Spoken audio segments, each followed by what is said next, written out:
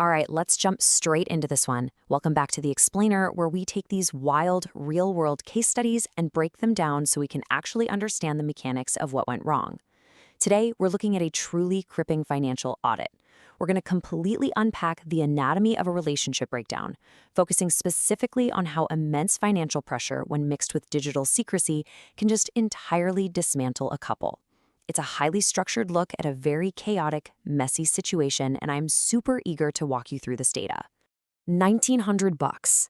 That single glaring number is the baseline reality for the couple we're analyzing today, Michael and Savannah. They're both 26 years old, they have a 13-month-old daughter, and yep, $1,900 is their total combined monthly income. And here's the kicker. Every single penny of that is earned by Savannah. She's bringing this in by working a part-time clinic job and babysitting on the side, all while trying to manage a toddler. So it makes you wonder, right? How does that level of extreme financial stress rewrite the way a couple actually communicates? Because when you're trying to survive on a poverty-level income as a family of three, that economic desperation doesn't just empty your bank accounts. As we'll see in the source material, it fundamentally fractures how you interact digitally, and it completely obliterates basic trust. Let's look at exactly how this pressure builds up. Section 1. The financial pressure cooker.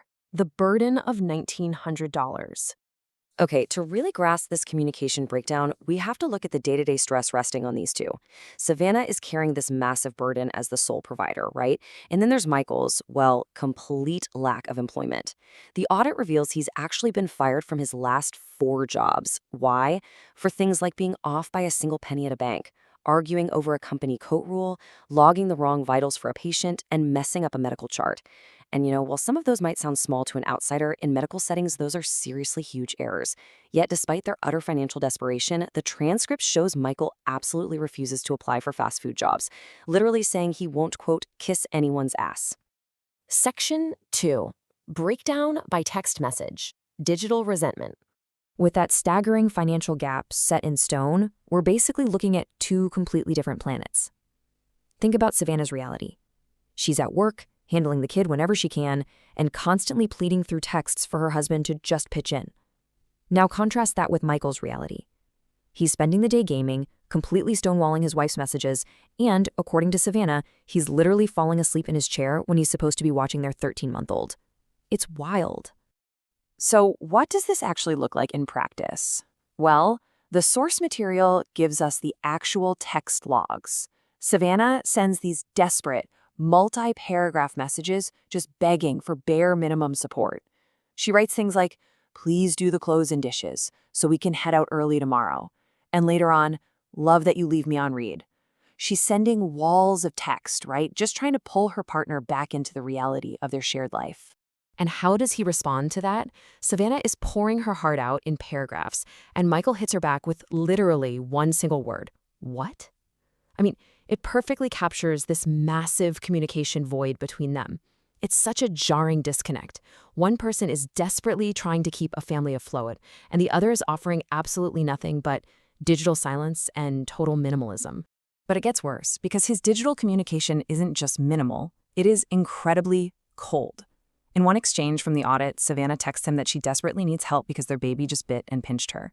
Michael's actual text response to his wife, who is actively struggling, "Slap her then." Just, wow. It's a stunning example of how disconnected and dismissive their text history has really become. Section 3.